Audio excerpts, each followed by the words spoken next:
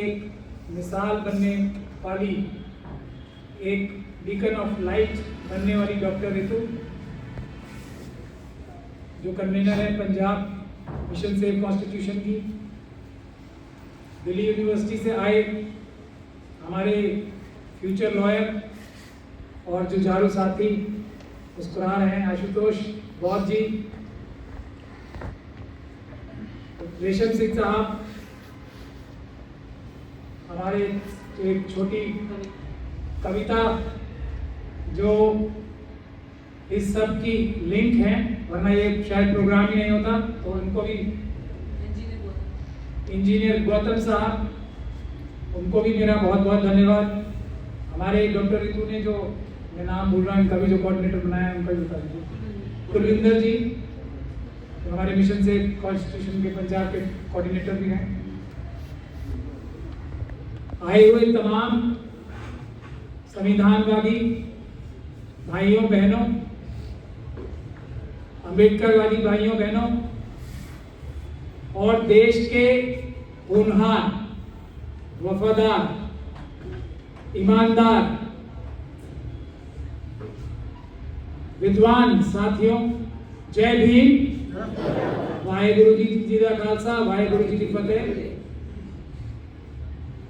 जय संविधान, जय भारत और अस्सलाम वालेकुम। हम लोग बाबा साहब डॉक्टर भीमराव अम्बेडकर को क्यों मानते हैं, खास तौर पे हम जैसे लोग? क्योंकि उन्होंने बहुत सारी खूबियां थी उनमें। अपनी ईमानदारी से, अपनी बहादुरी से, चीजों को समझ के उसका सटीक इलाज ढूंढने की अपनी सलाहियत से बहुत सारे समाजों का, हर एक वंचित पीड़ित समाजों का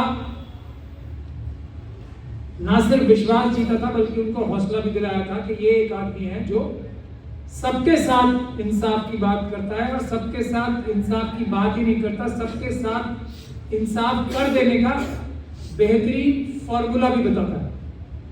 ये डॉक्टर भीमराव अम्बेडकर की खासियत थी। कौन साल में जो अभी आपको राउंड टेबल कॉन्फ्रेंस की घटना बताई, तो वो उस समय पूरा समाज, मुस्लिम समाज, सिख समाज को बताना भूल गए क्योंकि वो पंजाब से ही है तो शायद भूल गए।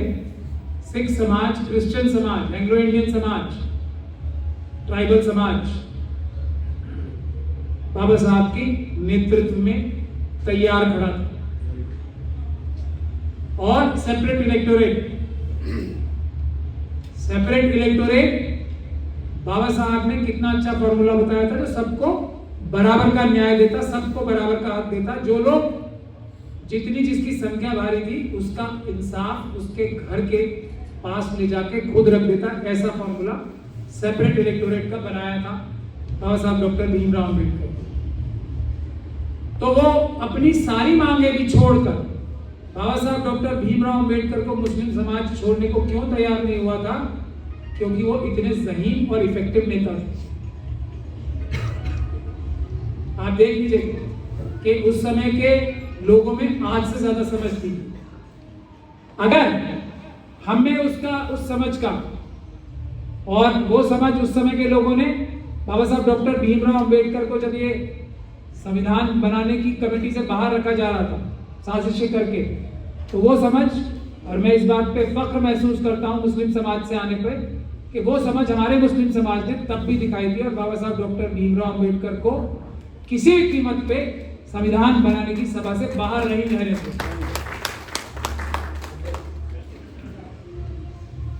बाबा साहब डॉक्टर भीमराव अम्बेडकर का सभी को इंसाफ दिलाने का पहला फॉर्मूला, पहला तरीका था सेपरेट इलेक्टोरेट। आज हम सब को बैठकर, डॉक्टर रितु को और हम दूसरे लोगों को बैठ के संघर्ष नहीं करना पड़ रहा होता अगर सेपरेट इलेक्टोरेट हो जाता। वो नहीं हुआ, उसकी वजहों में मैं आज नहीं जाना चाहूंगा, नहीं तो बहुत लंबा भाषण उसी पे हो जाएगा। तो बाबा साहब ने दूसरा अल्टरनेटिव तरीका निकाला, वो था reservation, affirmative action. Affirmative action क्या है? अफर्मेटिव एक्शन ये है, रिजर्वेशन को खत्म करना है अफर्मेटिव एक्शन। ये बहुत समझने वाली बात है। बाबा साहब की एक एक स्टेप बहुत समझने वाली बात होती है, और अगर उसको हम अमल ही कर लेना सिर्फ, तो हमारी सारी मुसीबतें, सारी परेशानियां दूर हो जाएंगी। अफर्मेटिव एक्शन क्या है? आज ये रिजर्वेशन का जो उल्हाना देते हैं हमें, अफर्मेटिव एक्शन रिजर्वेशन की तो खिलाफ था। वो रिजर्वेशन जो हजारों साल तक मुट्ठी भर लोगों ने सबका हक अपने पास रिजर्व करके रखा हुआ था, अफर्मेटिव एक्शन उसी रिजर्वेशन के खिलाफ था।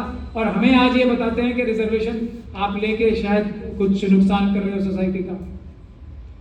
नुकसान रिजर्वेशन से है, बिल्कुल है, लेकिन उस रिजर्वेशन से जो हजारों साल से चली आ रही है। और वो रिजर्वेशन इस अफर्मेटिव एक्शन से जो रिजर्वेशन का बाबा साहब ने दिया, वो भी उससे भी दूर नहीं कर पा रहे, क्योंकि हम रिजर्वेशन पे अपना हक मजबूती के साथ ले नहीं पा रहे, क्लेम नहीं कर पा रहे। जैसा I will borrow the words from doctor Ritu, हम कहीं ना कहीं बैकफुट पे होते हैं रिजर्वेशन की बात करते हैं।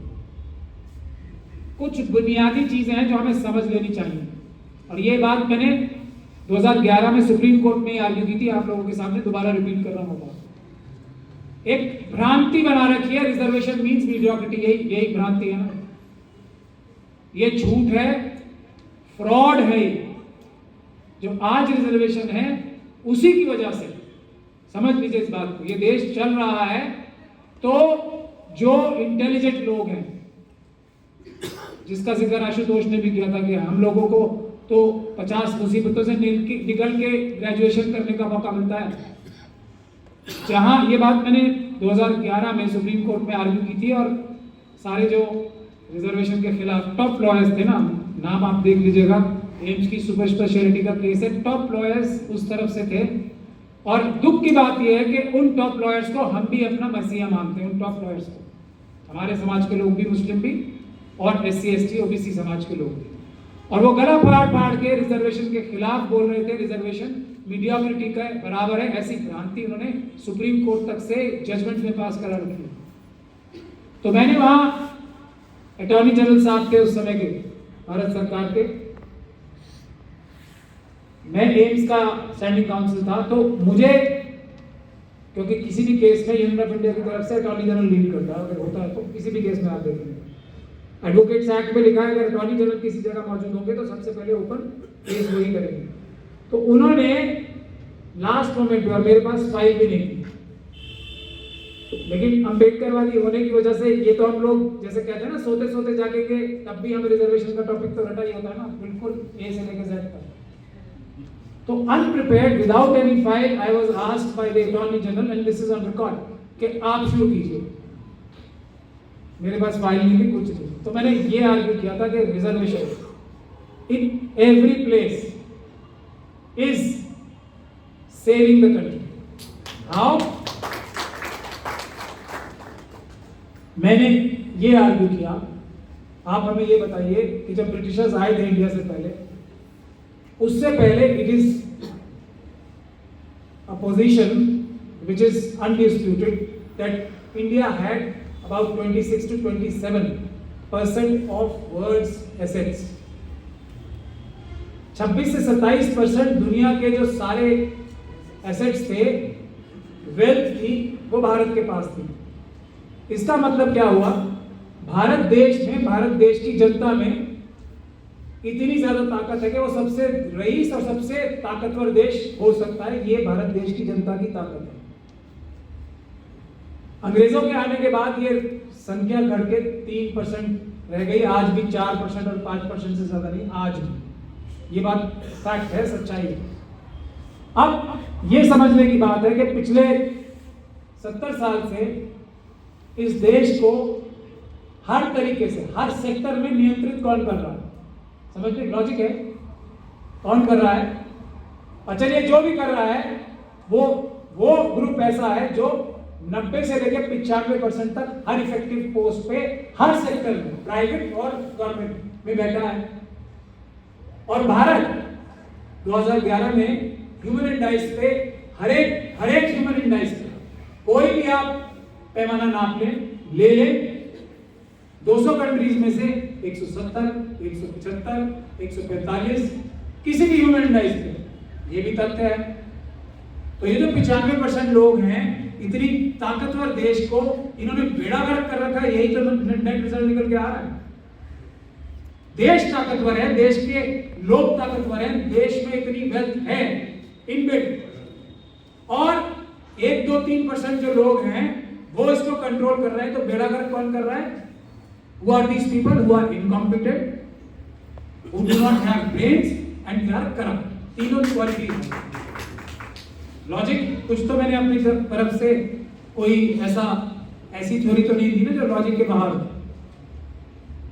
यही बात मैं आप लोगों को बहुत हर जगह जाके समझाता हूँ कि ये बात अपने दिमाग से निकाल लीजिए। आप अपने बहुत सारे लोग यहाँ गवर्नमेंट सर्वेंट्स रहे हैं और अलग अलग डिपार्टमेंट्स में रहे, आप ठंडे दिमाग से एक जो वो है ना लोग, उनकी एक खासियत है सबसे बड़ी, झूठ वो बार बार बोल के आपको भी ये यकीन दिला देंगे कि आप समझदार नहीं।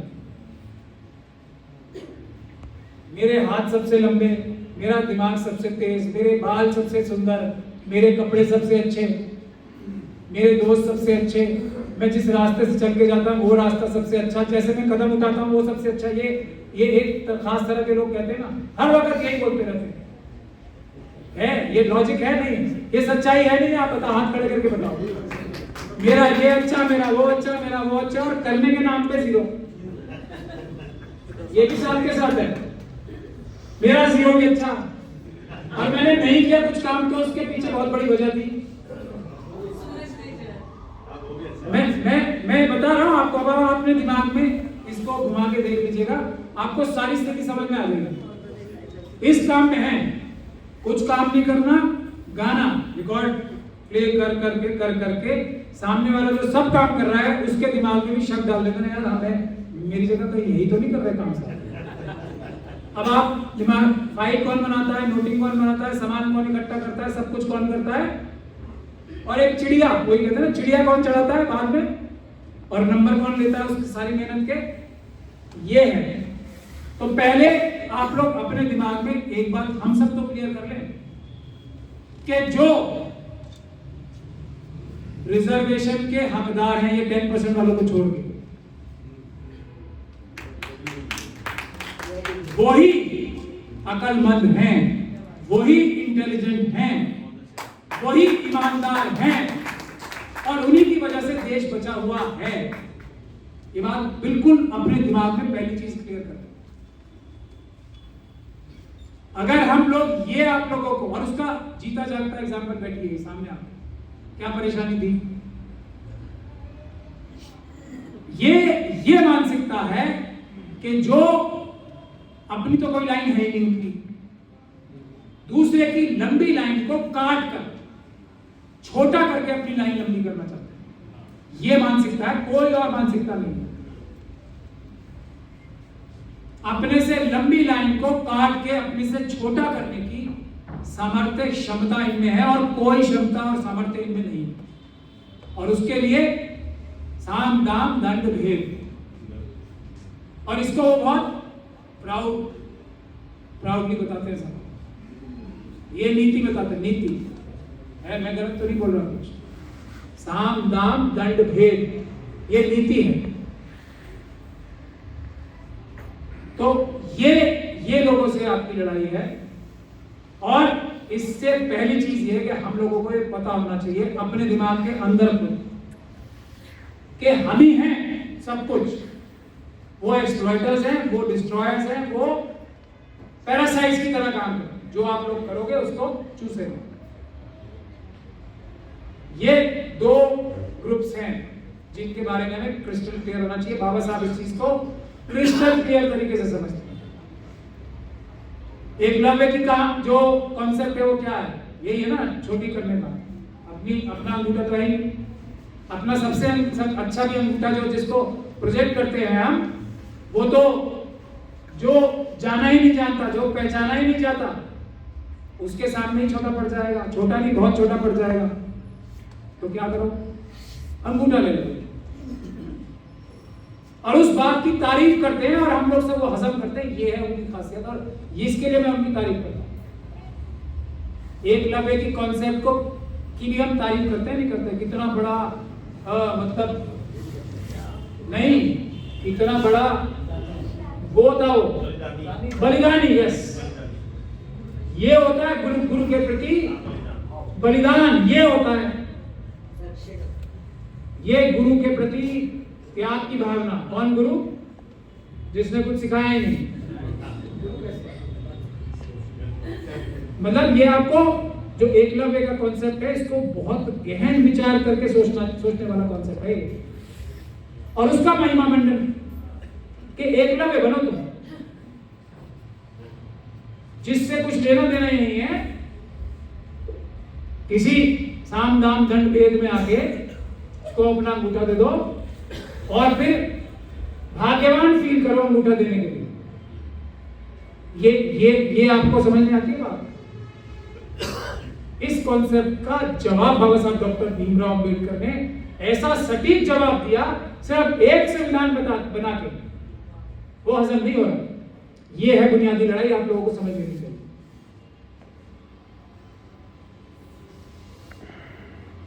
तो शिक्षित बनो, शिक्षित बन चुके हैं हम। संगठित भी मेरे ख्याल से हमारे इतने संगठन हैं कि उन संगठनों को संगठित हम अगर कर लें तो बाबा साहब का जो दूसरा स्टेप है ना एम्पावरमेंट का, वो पूरा हो जाएगा।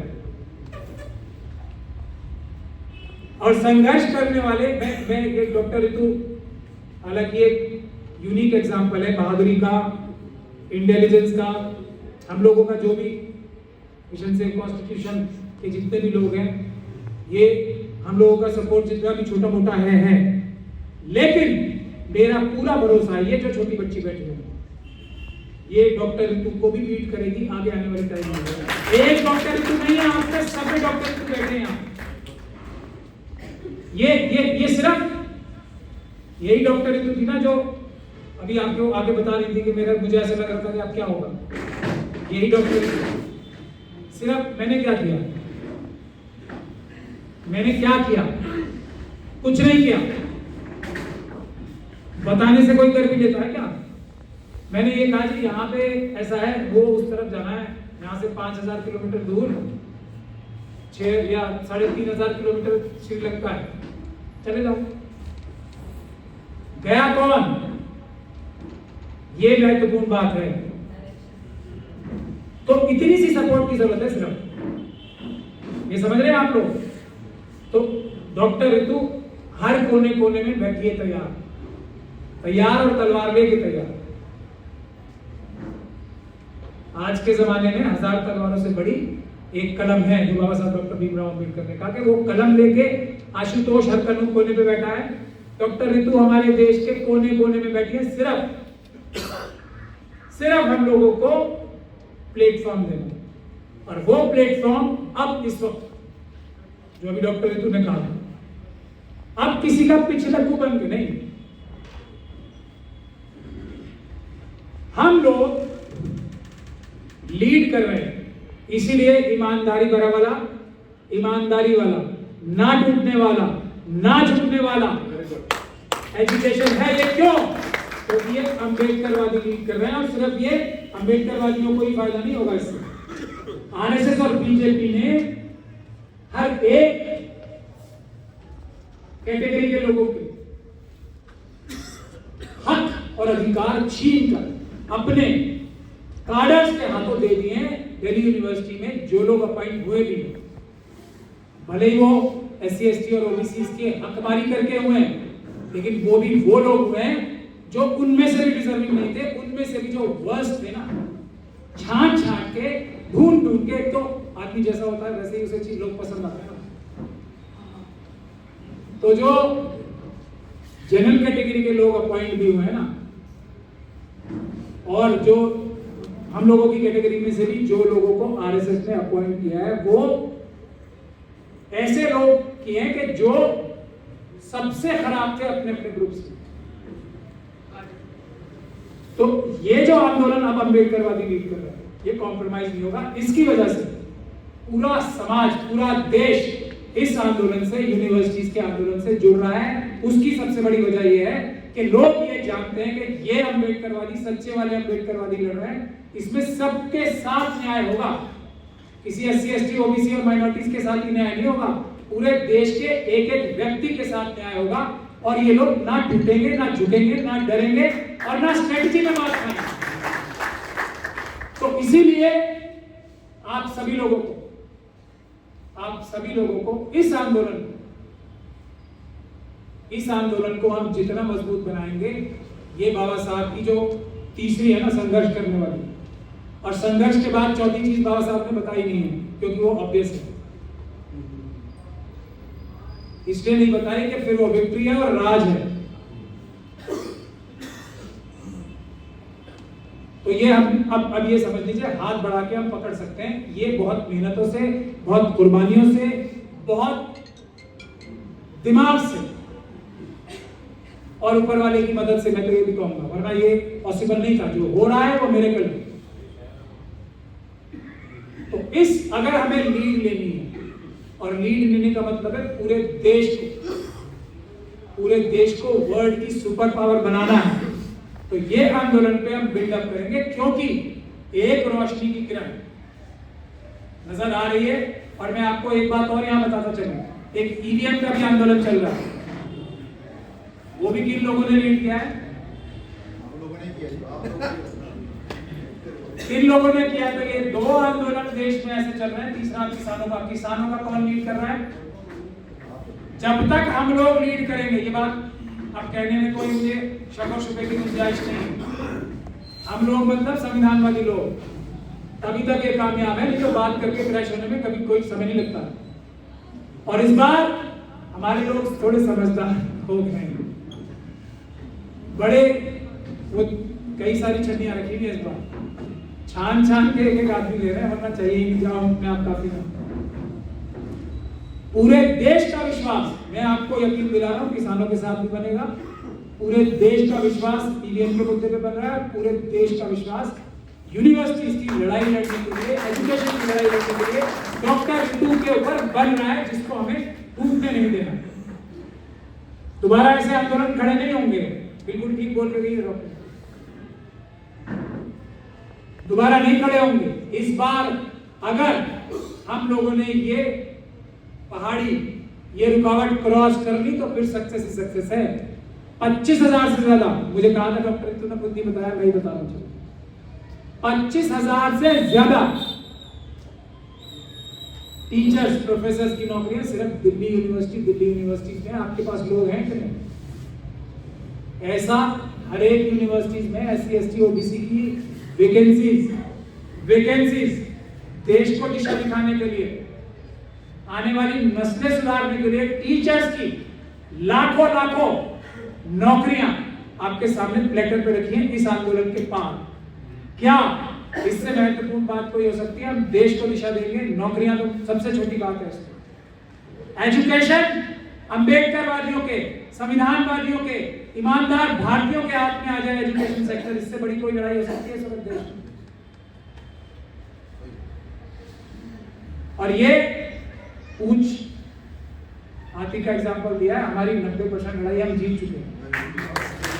हमारे जो दुश्मन है ना, उन्हें समझ में नहीं आ रहा उनके साथ हो क्या रहा है, तो डंडे चला रहे हैं। क्या करता है आदमी जब जिसको समझ में नहीं आता वो गोली चलाता है। कहाँ डंडा मारना है ये भी नहीं पता, बस आंखें बंद करके डंडे चला रहे, जो आए उसे मारो। और वो डंडे चलाने से भी फायदा हो रहा है, क्योंकि हम लोग तो अम्बेडकरवादी डरेंगे थोड़ी डंडों से, गोली से नहीं डरेंगे, डंडों से नहीं डरेंगे, ये हमलों से नहीं डरेंगे, तेजाब से। अब जब हम लोग अपनी जीवन का एक एक कदम, ये आशुतोष जी हैं, ऋतु है, अपने जीवन का एक एक कदम तो हम ऐसे खतरों से खेलते हुए, बीमारी से लड़ते हुए, गंदगी से निकल के आए हैं, तो ये चीजें तो हमें नॉर्मल है ना हमारे लिए। रोज पिटाई होती थी, स्कूल में टीचर मारे, स्कूल जाते हुए, खैर मैं अपनी बातें तो नहीं बनाऊंगा, हम लोग तो वहां हमें गैंग घेर के मारे, आइडेंटिफाई करके मारे, तो हमारे लिए तो ये रोज की काम है, हमें लगती नहीं है चोट। जिस चोट से लोग बिस्तर पे चले जाएंगे, महीनों तक हॉस्पिटल से नहीं निकलेंगे, खड़ा होकर देख लीजिए, खड़ा है दिन फिर एजिटेशन में, अगले दिन ही गया है। तो अब ये आउट ऑफ सिलेबस आ गया। अमित शाह जी के पास ये टॉपिक तो आउट ऑफ सिलेबस है। हमने तो पहलवानों को एक दिन मारा था, वो तो हट गए थे। अब ये तो सिलेबस से बाहर का सवाल आ गया। अब रो रहे हैं ये सिलेबस से बाहर का सवाल मत पूछो मुझसे। अब हम क्या करें? इसके ऊपर हमला भी करा लिया और ये मतलब 6 घंटे भी तो नहीं रुका, अस्पताल से निकल के फिर हजारों लोगों को अपने डॉक्टर ये बता रहे थे उस दिन पकड़ के वो सोच रहे थे कि हमने बहुत बड़ी सफलता प्राप्त करी है। पूरी दिल्ली पुलिस ने लॉ एंड ऑर्डर छोड़ के, मजेदार बात आपको सुना रहा हूं, अमित शाह जी खुद मॉनिटर कर रहे थे बैठ के ऊपर। दिल्ली पुलिस ने उस दिन कोई और उससे पहले दिन और उस दिन कोई और काम नहीं किया। मतलब कोई चोरी हुई हो, डकैती हुई हो, लूट हुई हो, कुछ नहीं। हर एक थाना इसी काम पे लगा हुआ था। तो ये है अंबेडकर वादियों की दहशत। ये है बाबा साहब डॉक्टर भीमराव अंबेडकर के संविधान की दहशत, तब जबकि हर संस्थान उन्हें कमजोर कर दिया। ये है बाबा साहब डॉक्टर भीमराव अंबेडकर। तो आप जो ये टॉपिक रखते हैं ना, caste discrimination in higher education in India, उसका तोड़ तो हमारे हाथ में ही है ना। फोटो लगा रखिए ऊपर भी और नीचे भी। अब आउट ऑफ सिलेबस है, ये भी आउट ऑफ सिलेबस है और हम सब उनके फॉलोअर्स भी आउट ऑफ सिलेबस हैं। ये मैं इसीलिए कह रहा हूं कि उस दिन इतनी बड़ी विक्ट्री हुई है। उससे पहले दिन हजारों लोग आए थे। जब 6 तारीख को एजुकेशन था तो हजारों लोग आए थे। उससे उन्होंने सोचा कि अब की बार क्या करते हैं, इनको इकट्ठा नहीं होने देते। ठीक है, अब नहीं इकट्ठा होने दिया तो उससे ज्यादा इंपैक्ट हुआ।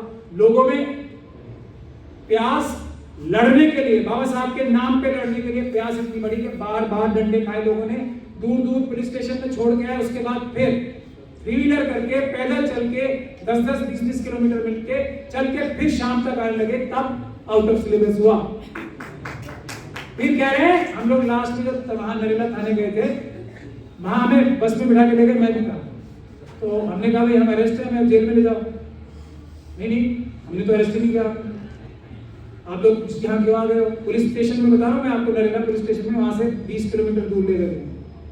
आप यहाँ कैसे आ गए? हमने कहा भाई, बच्चों ने कहा हमने तो आपकी बस लेके आई। नहीं हम तो लाए नहीं आपको, आप कौन हो, यहाँ क्यों आए हो? तो वो एसएचओ साहब पूरा पुलिस स्टेशन अपना खाली करके भाग गए, क्योंकि हम कह रहे थे हमें अरेस्ट करो। हम तो अरेस्टेड हैं, हम जाएंगे नहीं, हम लॉ अबाइडिंग सिटीजन हैं।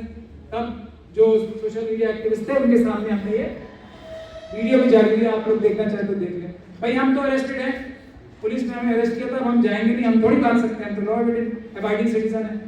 जब तक पुलिस, तो वो थाना छोड़ के भाग गई पुलिस। आउट ऑफ सिलेबस की बात बता रहा हूं।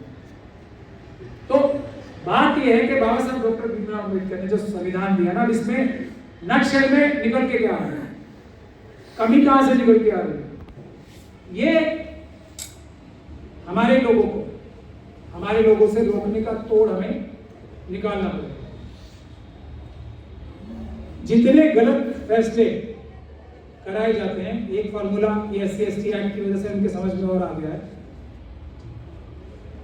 और हमें आउट ऑफ सिलेबस करना पड़ेगा इसके लिए कुछ। और उसी के लिए आज यहाँ गुजारिश करने आए हैं, और उसी के लिए ये एजुकेशन सबसे अच्छी जगह भी है कि हम, जैसे मैंने भी अपने समाज में जो हमारे बड़े बड़े टॉप 200 रिलीजियस और पॉलिटिकल लीडर्स हैं, उन्हें आइडेंटिफाई करके नेमिंग एंड शेमिंग शुरू करनी पड़ेगी। मैंने ये काम मुस्लिम समाज के लिए किया, उससे बहुत बड़ा फायदा हो रहा है। आज अगर मुस्लिम समाज में लोग, शुरू में मेरे दोस्त और सब बोल रहे थे कि ये मत करो, ये इतने पावरफुल लोग हैं, ये तुम्हें खत्म कर देंगे, तुम पॉपुलर नहीं रह जाओगे। मैंने कहा मैं तो इंसाफ की लड़ाई लड़ रहा हूँ, और मैं अम्बेडकरवादी हूँ, मैं इंसाफ पर बनाने की लड़ाई लड़ रहा हूँ, पॉपुलरिटी के लिए लड़ नहीं रहा। लेकिन देखिए समाज जागृत हुआ। आज वो 200 हमारे रिलीजियस लीडर्स जो आरएसएस के टच में हैं, जो समाज को बेच रहे हैं, वो पॉलिटिकल लीडर्स, वो सब एक तरफ, और मेरी बात समाज, मुस्लिम समाज ज्यादा मान रहा है। आप लोग इसकी गवाही सोशल मीडिया पे जाके और मुस्लिम समाज के लोगों से पूछ सकते हैं। तो ये नेमिंग एंड शेमिंग जरूरी है। ये लोगों की ताकत, हैसियत और विसार, चाहे वो हमारे रिलीजियस लीडर हो, चाहे पॉलिटिकल लीडर्स हो, चाहे सोशल लीडर्स हो, इनकी ताकत, हैसियत, थोड़े कड़वे शब्द इस्तेमाल कर रहा हूं, माफी चाहता हूं, ताकत, हैसियत और विसार इसलिए है कि इनका कमजोर और मजलूम अवाम, इनके फॉलोअर्स इनके साथ पहाड़ और चट्टान की तरह खड़े हैं। अदरवाइज इनकी हैसियत और औकात नहीं है कोई भी सत्ताधारी व्यक्ति इनकी शक्ल देख ले ऐसे बात करे। ये हमारी धरोहर है, इन्हें वो करना पड़ेगा जो हम कहेंगे। इसीलिए नेमिंग एंड शेमिंग बहुत इंपॉर्टेंट है। जो जज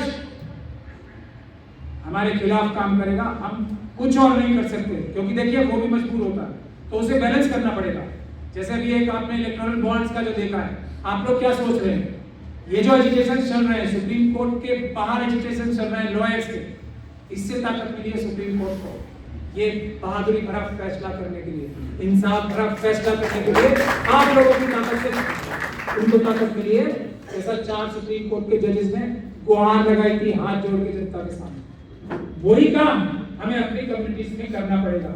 अपने सब लीडर्स के सामने ये कहना पड़ेगा, अगर आप जमीन फरोशी करोगे, हम कुछ और नहीं कर सकते ना, आपके जिंदाबाद मुर्दाबाद के नारे तो लगा ही सकते हैं, आपके सोशल मीडिया कैंपेन तो चला सकते हैं, कोई गद्दारी करने की जरूरत नहीं करेगा। मैं ये वादा करता हूं आप लोगों से,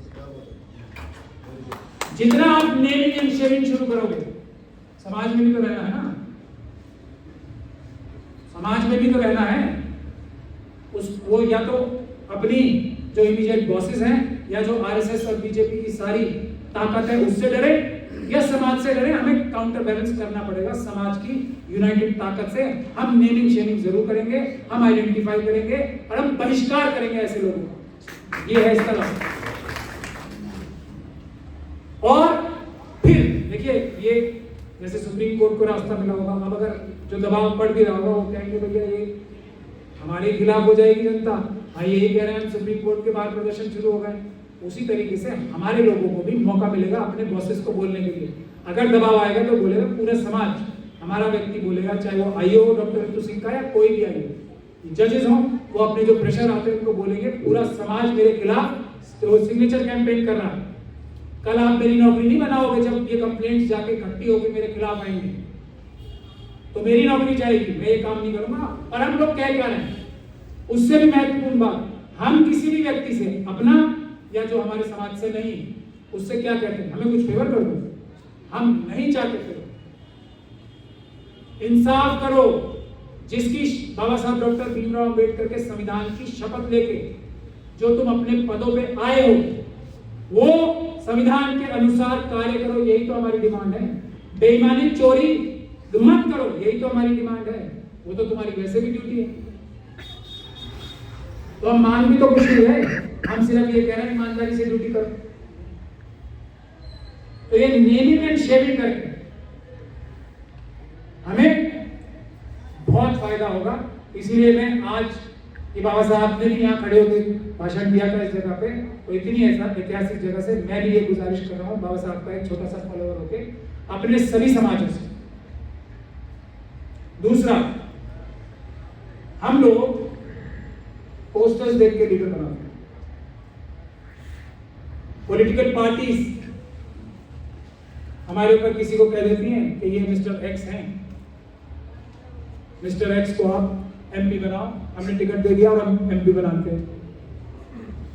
ये सेकंड बेस्ट ऑप्शन है, सेपरेट इलेक्टोरेट ना होने के बाद जो ये आज का निजाम है, ये सेकंड बेस्ट ऑप्शन है बाबा साहब डॉक्टर भीमराव। लेकिन इसमें भी रास्ता, लेकिन रास्ते के लिए हमें थोड़ी, मैं थोड़ा 4 मिनट और लूंगा क्योंकि ये दूसरी महत्वपूर्ण बात है, फिर मैं अपनी बात करूंगा। आप लोग बोल तो नहीं हो गए ना? ये बहुत दूसरी महत्वपूर्ण बात है। लीडर्स हमारे कैसे चुने जाते हैं? पॉलिटिकल पार्टीज से, एमपी, एमएलए, कॉर्पोरेटर्स, ये एक तरीके से नौकर भी होते हैं और हमारे लीडर्स भी होते हैं। हम लोग अपने रोजमर्रा के कामों में बिजी रहकर एक स्पेशल नौकर तैयार करते हैं जो जाके हमारा ये काम करेंगे, हमारी एजुकेशन का, हमारी गलियां साफ रखने का, हमारे लिए हर प्रकार की सुविधाएं, पानी, बिजली, हेल्थ, एजुकेशन और हमारी इनकम, हमारी खुशहाली के लिए जो देश के, मैंने आपको अभी शुरू में बताया ना कि देश सबसे रिच देश है, उसको मैनेज करने के लिए हम अपने क्लर्क्स रखते हैं, सब चीफ मिनिस्टर, प्राइम मिनिस्टर, जजेस, ये सब। खास तौर पे इनके सबके जो सबसे ताकतवर बॉडी है वो पार्लियामेंट लेजिस्लेचर। सिर्फ कानून बनाना ही इनका काम नहीं होता, जो सरकारी नौकर हैं उनके ऊपर निगरानी करना और उनसे काम कराना भी उनकी रोजमर्रा की ड्यूटी होती है।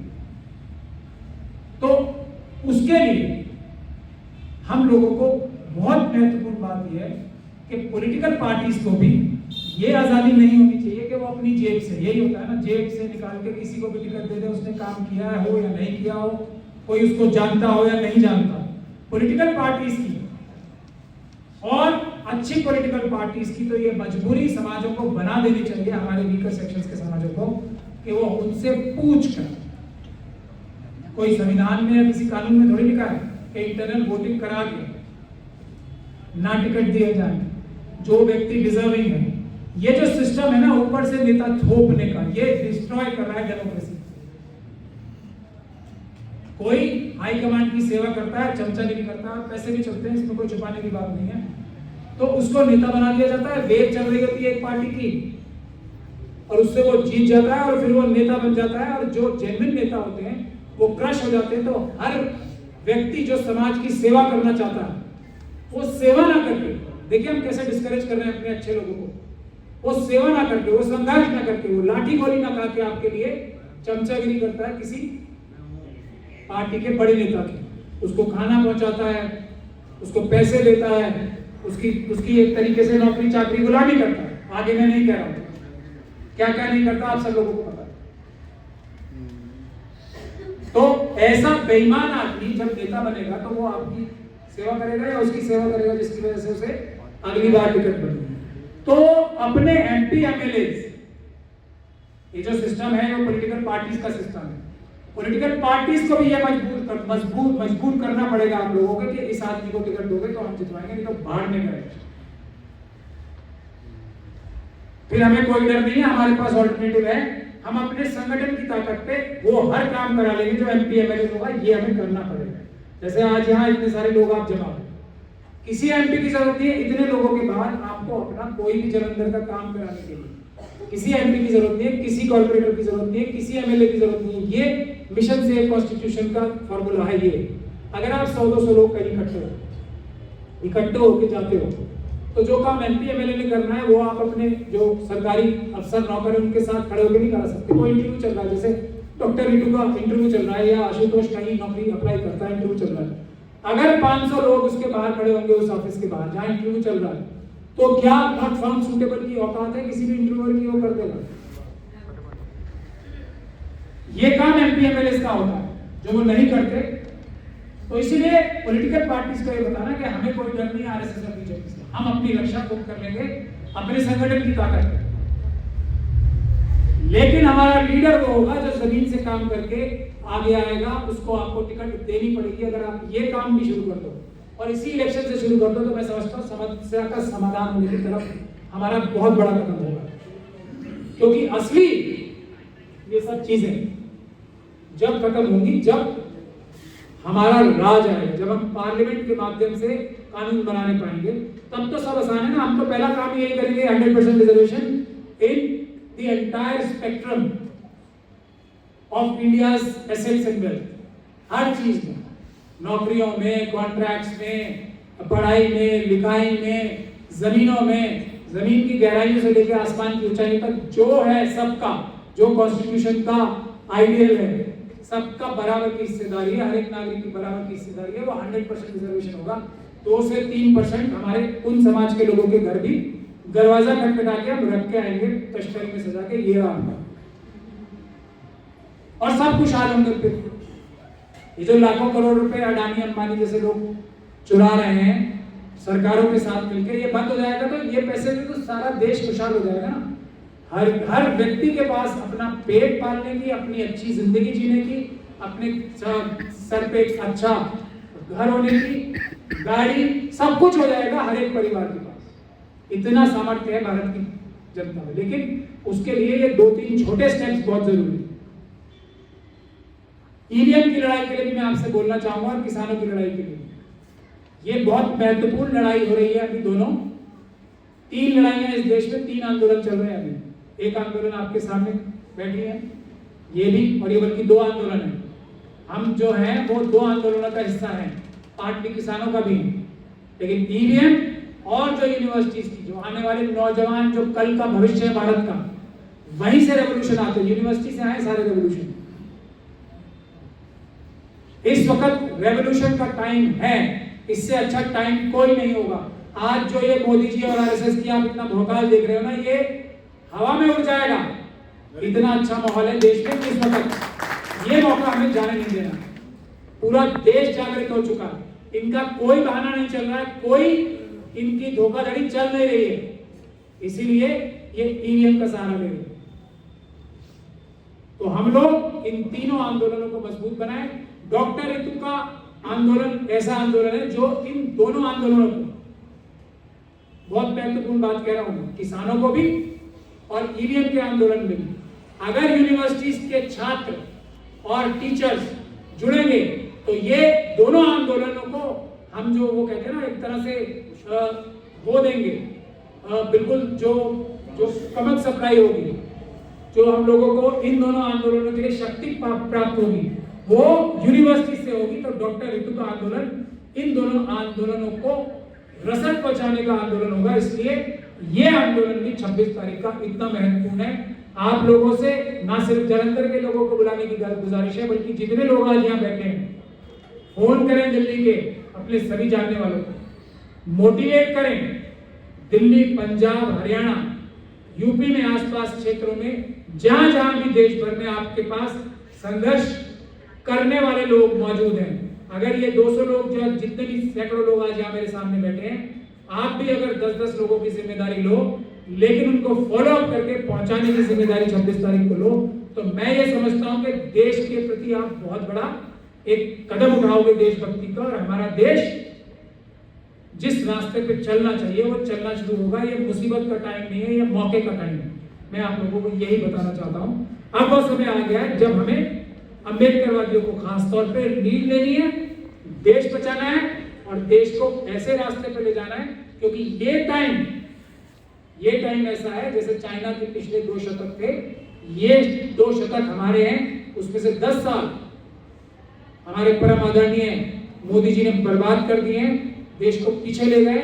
लेकिन बचे हुए जो 15 साल अभी बाकी हैं, 20 साल बाकी हैं, उसमें हम देश दुनिया का सबसे ताकतवर देश भारत को बनाएंगे, अम्बेडकरवादी बनाएंगे, संविधानवादी बनाएंगे, क्योंकि वो सबके साथ न्याय करेंगे।